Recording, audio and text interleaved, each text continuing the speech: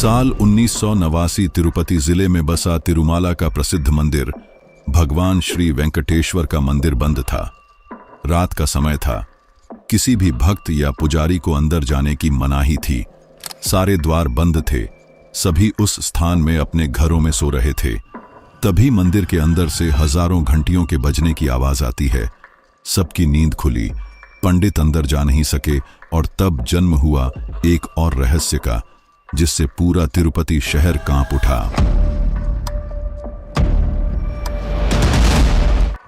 आंध्र प्रदेश में बसा तिरुपति जिले की तिरुमाला रेंजेस, जो 7 पहाड़ियों का एक समूह है। ये 7 पहाड़ियां शेषनाग के 7 फनों के प्रतीक को माना जाता है। इन्हीं में 7वीं पहाड़ी वेंकटाद्रि पर बसा है कलयुग का वैकुंठ धाम श्री वेंकटेश्वर मंदिर, यानी तिरुपति बालाजी। अब सोचिए, मंदिर के पास 2 लाख करोड़ से भी ज्यादा की संपत्ति है। हर महीने मंदिर में 300 से 400 करोड़ का दान आता है। मंदिर के पास 1000 किलो का सोने का मुकुट और 21 टन तक का सोना है। लेकिन फिर भी भगवान वेंकटेश्वर को कर्ज में डूबा क्यों माना जाता है? तिरुपति मंदिर पूरे भारत का सबसे अमीर मंदिरों में से एक है, जहां हर दिन लाखों लोग लाइन में खड़े होते हैं भगवान वेंकटेश्वर की मूर्ति के दर्शन के लिए। मंदिर के गर्भगृह में ऐसी 24 घंटे चलते रहते हैं, लेकिन फिर भी भगवान की मूर्ति से पसीना क्यों नहीं रुकता? कहा जाता है कि श्री वेंकटेश्वर की मूर्ति अपने आप प्रकट हुई थी, और इस मूर्ति से छिपे इतने रहस्य हैं जिसे नासा और कई वैज्ञानिक भी पता नहीं लगा पाए हैं। क्यों मूर्ति के अंदर से नदी की आवाज सुनाई देती है? जब भी भगवान वेंकटेश्वर को चंदन के लेप से नहलाया जाता है, तो माता लक्ष्मी की आकृति उनके सीने में क्यों दिखती है?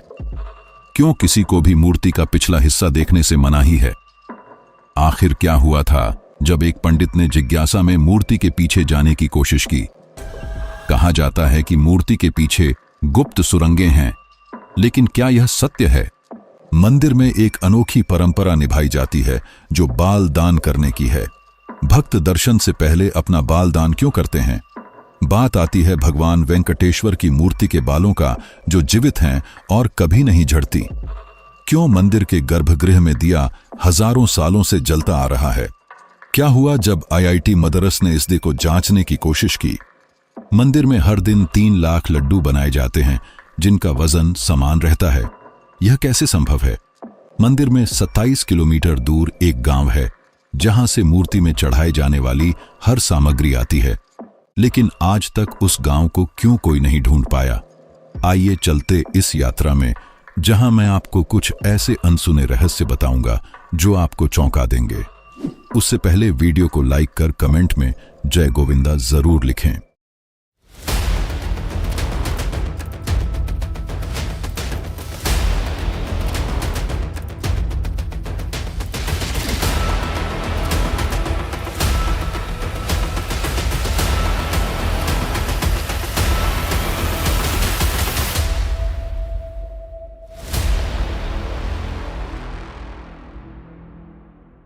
हर दिन बालाजी मंदिर में लगभग 3 करोड़ का दान चढ़ता है, सोना, चांदी, हीरे से लेकर पैसों तक। और इसका एक ही मकसद है, भगवान वेंकटेश का कर्ज चुकाना। लेकिन भगवान कर्ज में कैसे डूबे? इसके पीछे की कथा बड़ी ही अनोखी है। पुराणिक ग्रंथों के अनुसार समय था प्रलय काल का, जब पृथ्वी पर प्रलय आया। चारों ओर केवल पानी, मानो उसने पूरी धरती को निगल ली थी। सभी देवता घबरा रहे थे और भगवान विष्णु के पास गए। भगवान विष्णु ने वराह रूप धारण किया और पृथ्वी को समुद्र की घेराइयों से उठाकर सुरक्षित स्थान पर रखा।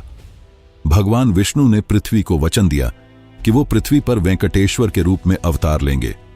समय बीता, पृथ्वी अब संतुलित थी।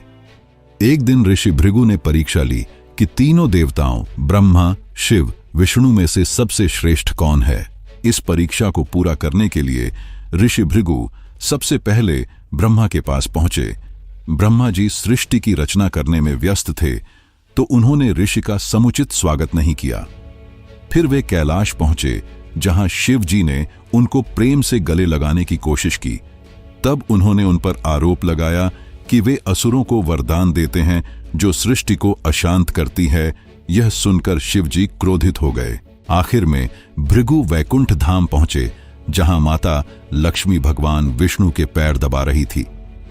ऋषि भृगु ने बिना सोचे समझे विष्णु जी के हृदय में पैर रख दिया, लेकिन विष्णु जी ने भृगु के पैरों को पकड़कर कहा कि आपके कोमल पैरों को मेरे कठोर वक्ष से हानि तो नहीं पहुंची। यह सुनकर भृगु का हृदय बदल गया और उन्होंने यह घोषणा की कि अब सभी यज्ञों और तपों का फल केवल विष्णु जी को मिलेगा। लेकिन माता लक्ष्मी को यह अपमान स्वीकार नहीं था। वे क्रोधित हो उठीं और विष्णु जी के समझाने पर भी नहीं मानी।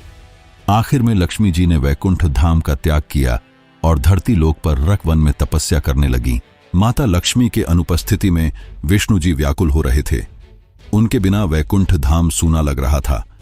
विष्णु जी धरती में हर जगह लक्ष्मी माता को ढूंढने लगे, नदियां, जंगल, पर्वत, हर जगह। आखिर में थककर वे पहुंचे तिरुमाला की पहाड़ी में, जहां एक चींटी के बिंब में उन्होंने विश्राम किया।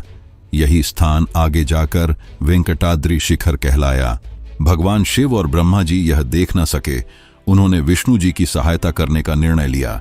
दोनों ने धरती में एक गाय और बछड़े का रूप धारण किया और वहां के शासक राजा चोल के पास पहुंच गए।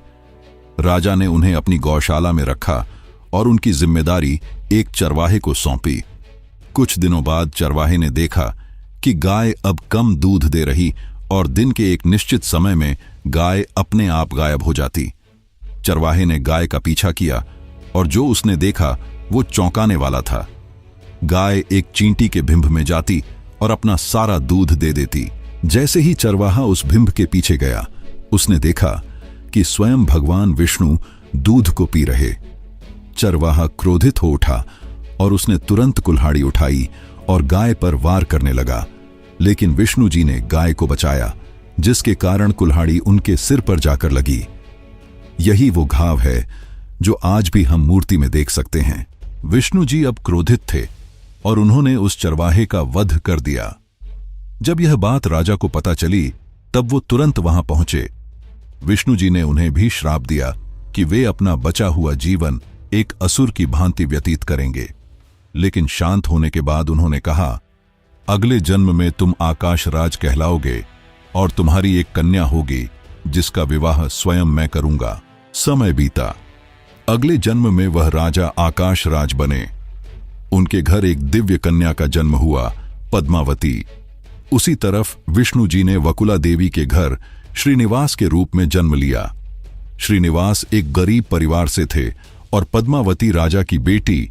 एक दिन पद्मावती पर वन में हाथियों के झुंड ने हमला कर दिया। श्रीनिवास ने पद्मावती को बचाकर उसका दिल जीत लिया। दोनों ने ही उसी समय एक दूसरे को मन से स्वीकार कर लिया। जब पद्मावती के विवाह की बात आई तो आकाश राज नहीं मान रहे थे, लेकिन एक रात उन्हें विष्णु जी स्वप्न में दर्शन दिए और अपने वरदान को याद दिलाया। तभी आकाश राज ने विवाह की सहमति दे दी। विवाह भव्य था। तिरुमाला उस समय फूलों से सजी थी। खुशबू संगीत चारों ओर गूंज रही थी। आकाश राज ने चारों पूरे नगर को दीपक से सजाया था। देवताओं को भी निमंत्रण भेजा गया था। जब बारात पहुंची तो नगरवासियों ने बड़े सम्मान से उनका स्वागत किया। श्रीनिवास राजसी वस्त्रों में सजे थे और उनके तेज से लोग मंत्रमुग्ध हो रहे थे। पद्मावती भी दुल्हन के रूप में अलौकिक चमक बिखेर रही थीं, जैसे स्वयं लक्ष्मी जी ने उनके रूप में पृथ्वी पर अवतार लिया हो। किंतु उस समय एक परंपरा थी कि हर विवाह में वर पक्ष वधू पक्ष को धन देता है, लेकिन श्रीनिवास के पास इतना धन नहीं था कि वे विवाह का खर्च उठा सके। उन्होंने ध्यान लगाया, ब्रह्मा जी और शिव जी से सहायता मांगी। उन्होंने श्रीनिवास को एक उपाय बताया कि सीधे धन के देवा कुबेर से सहायता मांगे। श्रीनिवास धन के देवता कुबेर के पास पहुंचे और उनसे सहायता की प्रार्थना की। कुबेर ने उन्हें ऋण देने की सहमति दी, लेकिन एक शर्त रखी।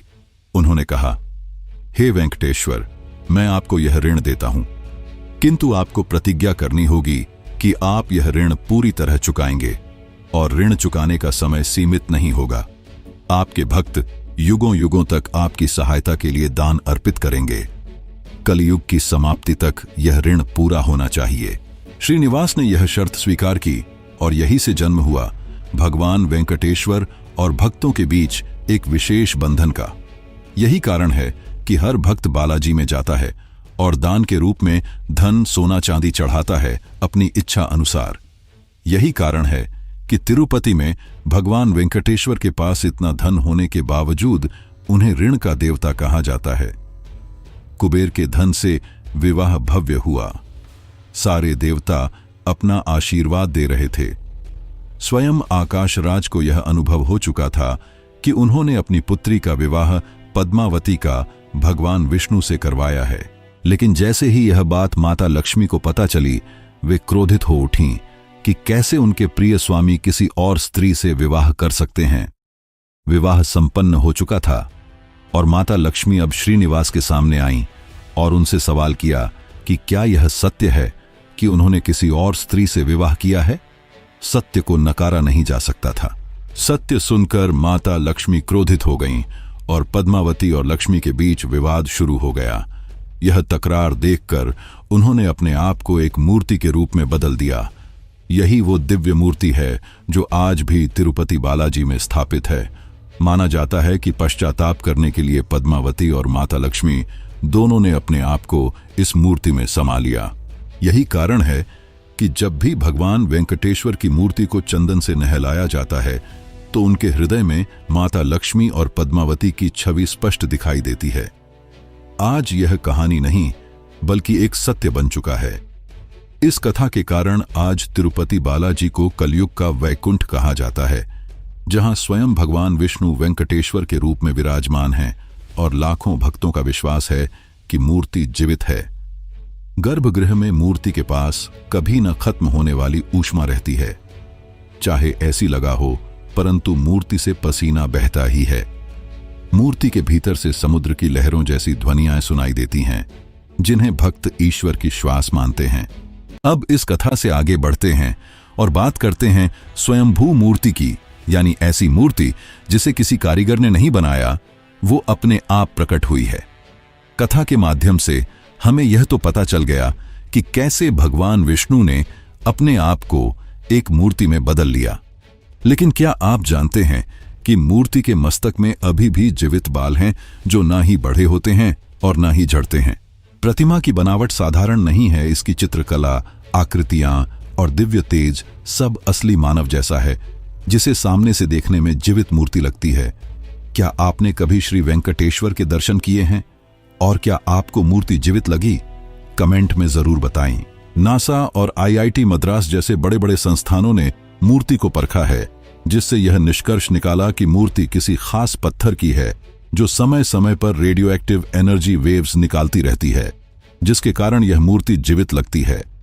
अब जरा सोचिए, अगर यह मूर्ति किसी ने बनाई होती तो कैसे इतने हजारों वर्षों तक इस मूर्ति से रेडियो एक्टिव वेव्स निकल रही हैं।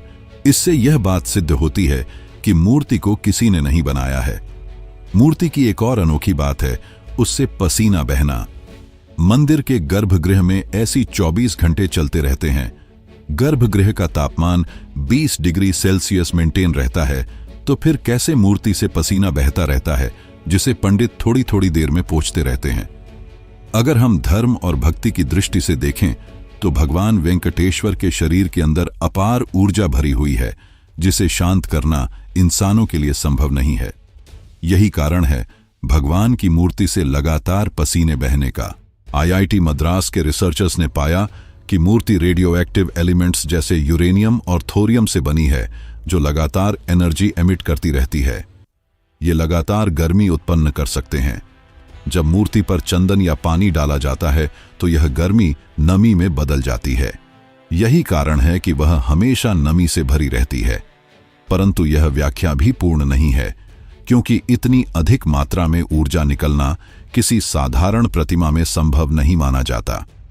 हर हफ्ते गुरुवार को भगवान वेंकटेश्वर की मूर्ति को चंदन, दूध और पवित्र जल से नहलाया जाता है। यही से आता है उनका अगला रहस्य।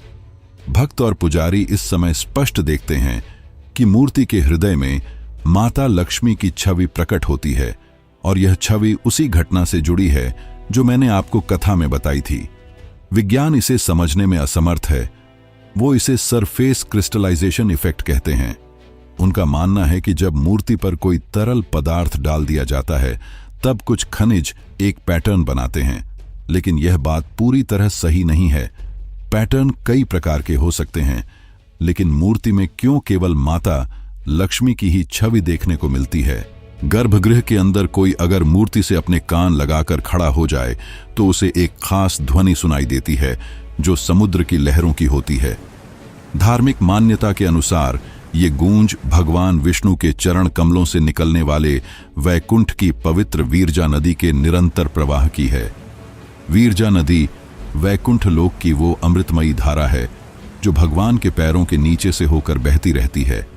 मंदिर के नीचे एक निषिद्ध क्षेत्र है जहां ये नदी बहने का विश्वास है और यही प्रवाह ऊपर तक पहुंचकर गूंज बन जाता है, मानो गर्भगृह का वो कोना सीधे वैकुंठ का द्वार हो। भक्त कहते हैं कि ये ध्वनि सुनते ही मन शांत हो जाता है, आंखों में आंसू आ जाते हैं और मनो भगवान अपने भक्त से स्वयं मिलते हैं। अब मूर्ति के सबसे खतरनाक हिस्से की बात करते हैं, जो है मूर्ति के पीछे का हिस्सा। किसी भी भक्त को मूर्ति का पिछला हिस्सा देखने की अनुमति नहीं है।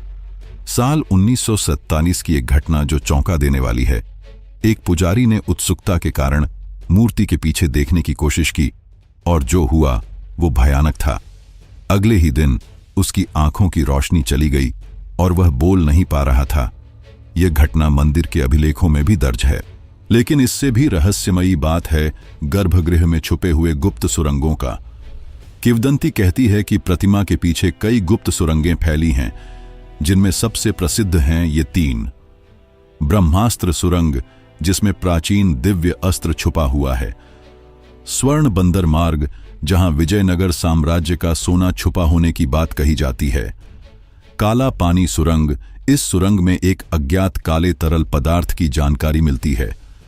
कहा जाता है कि 2001 में जब इसे टेस्ट करने के लिए एक सैंपल लिया गया था तो लैब टेक्नीशियन की आंखों की रोशनी चली गई। अब बात आती है मंदिर के रहस्यमयी दीपक की, जो हजारों सालों से बिना बत्ती और तेल के जल रहा है। लेकिन यह कैसे संभव है? और सबसे बड़ा सवाल, किसने इस दीपक को जलाया? किंवदंतियों के अनुसार सन 1509-1529 के बीच राजा कृष्णदेव राय ने इस दीपक को जलाया, लेकिन इसका कोई प्रमाण नहीं है।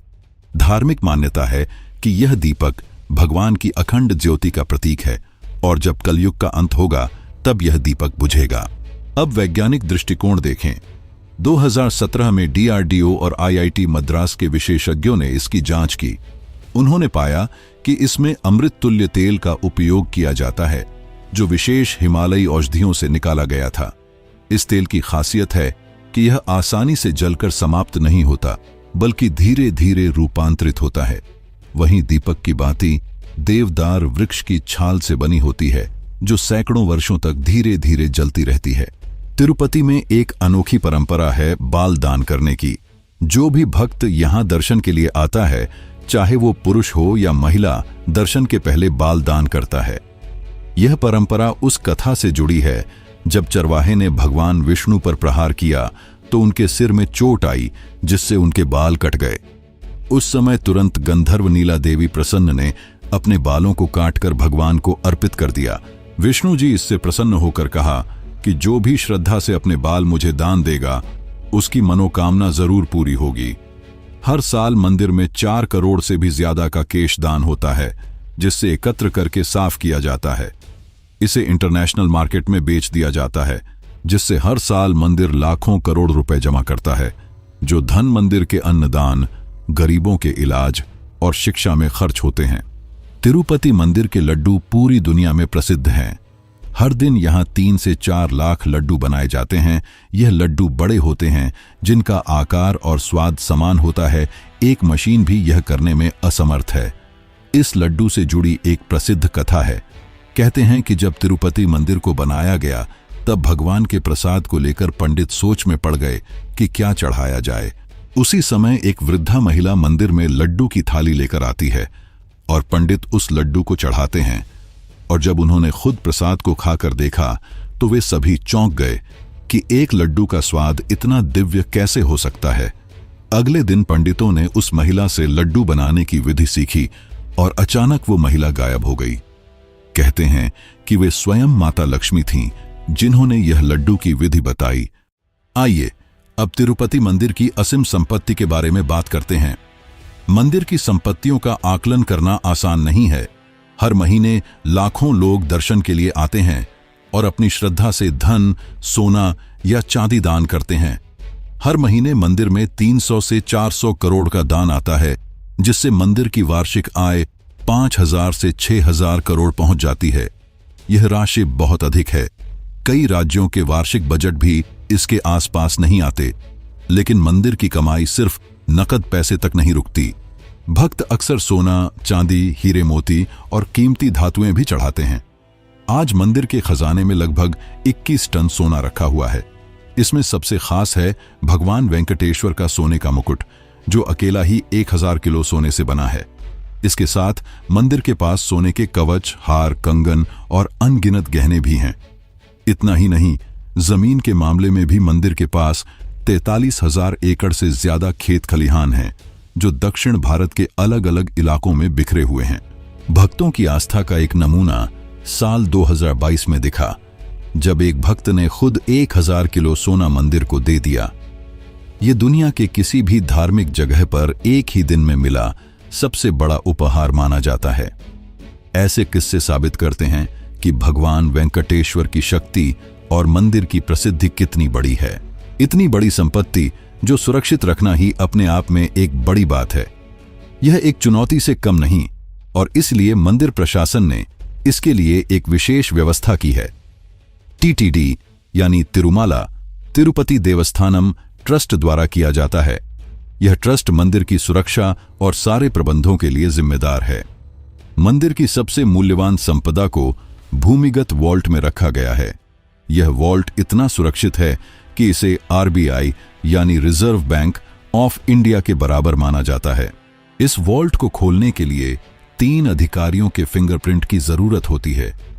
इस तरह यह सुनिश्चित किया जाता है कि मंदिर की संपत्ति गलत हाथों में ना जाए, सुरक्षित रहे। अब सबसे जरूरी बात यहां आती है कि मंदिर इतने ज्यादा पैसों का क्या करता है? क्या सोना केवल तहखानों में पड़ा रहता है? तिरुपति मंदिर में हर भक्त के लिए फ्री खाने रहने की व्यवस्था है। हर दिन लगभग 3 से 4 लाख लोगों को भोजन कराया जाता है, और वो भी फ्री। इसमें करोड़ों रुपए लग जाते हैं, और यह सेवा पूरे साल के हर दिन चलती है। इसके अलावा मंदिर ने शिक्षा और स्वास्थ्य के क्षेत्र में भी अपना बड़ा योगदान दिया है। मंदिर 300 से भी ज्यादा स्कूल और कॉलेज चलाता है, जिसमें बच्चे निःशुल्क पढ़ते हैं और खाने रहने की व्यवस्था भी होती है। लेकिन इन सभी कामों में तो लाखों करोड़ लग जाते होंगे, तो मंदिर का पैसा तो खत्म हो जाएगा। कई लोग ऐसे सोचेंगे, लेकिन मंदिर का पैसा कम नहीं, हमेशा बढ़ते ही जाएगा। ऐसा इसलिए क्योंकि मंदिर पैसों को निवेश करता है। मंदिर ने लगभग 12,000 करोड़ तो फिक्स डिपॉजिट ही कराए हैं, जिससे हर साल लगभग 800 से 900 करोड़ तो ब्याज आता है। इसके अलावा 10,000 करोड़ अलग अलग कंपनियों और शेयर मार्केट में इन्वेस्ट किया गया है। यही कारण है कि मंदिर केवल दान पर निर्भर नहीं है। तिरुपति मंदिर वैज्ञानिकों को रिसर्च करने में भी मदद करता है। 2018 में आईआईटी मद्रास ने मंदिर की संरचना का अध्ययन किया। उन्होंने यह पाया कि मंदिर के पत्थरों के बीच केवल 0.2 इंच का गैप है। इतनी सटीकता से किसी भी इमारत को बनाना आज की एडवांस लेजर तकनीक से भी मुश्किल है, तो उस समय पर कैसे यह मंदिर बना होगा बिना एडवांस तकनीक के? 2020 में नासा ने प्रोजेक्ट गरुड़ नाम से एक रिसर्च शुरू की। कुछ लीक रिपोर्ट्स के अनुसार मंदिर में कुछ ऐसे खनिज पाए गए हैं जो अंतरिक्ष के उल्कापिंडों में पाए जाते हैं। हर दिन लगभग 3 बार एक अजीब ध्वनि आती है जो ओम के समान होती है। सबसे चौंकाने वाली बात यह है कि मंदिर के नीचे अज्ञात ऊर्जा का स्रोत पाया गया, जो हर साल अपनी ऊर्जा को बढ़ा रहा है। और अगर ऐसे ही चला तो 2035 तक एक विशाल चुंबकीय तूफान आएगा, जिसका प्रभाव पूरे विश्व पर पड़ेगा। यह रिपोर्ट इतनी डराने वाली थी कि नासा ने पहले इसे पब्लिक करने से रोक दिया था। इसके अलावा मंदिर के अंदर अचानक इलेक्ट्रॉनिक डिवाइस काम करना बंद कर देते हैं। मंदिर के अंदर किसी भी इलेक्ट्रॉनिक डिवाइस को ले जाना वर्जित है। मंदिर में सहजता बनाए रखने के लिए भक्त दर्शन से पहले अपने मोबाइल और सभी इलेक्ट्रॉनिक डिवाइस एक स्थान पर जमा करते हैं। ग्रंथों के अनुसार यह मंदिर कलयुग के अंत में एक दिव्य संकेत देगा। वेंकटाद्रि पर्वत से एक दिव्य प्रकाश निकलेगा और भगवान वेंकटेश्वर की मूर्ति अपना रूप बदलेगी। तिरुपति बालाजी की पहचान केवल सोने चांदी से सजे मंदिर की नहीं है। यह मंदिर हर भक्त के लिए कलयुग का वैकुंठ है। यहाँ आस्था और विज्ञान दोनों नतमस्तक हो जाते हैं। यहाँ समाज, सेवा और अध्यात्म एक साथ चलते हैं। यहाँ भगवान के दर्शन मात्र से ही व्यक्ति के मन में यह विश्वास बैठ जाता है कि भगवान वास्तव में इस धाम में निवास कर रहे हैं। यह वीडियो मैं यहीं समाप्त करना चाहता हूं। अगर आपको यह वीडियो पसंद आई तो इसे शेयर जरूर करें।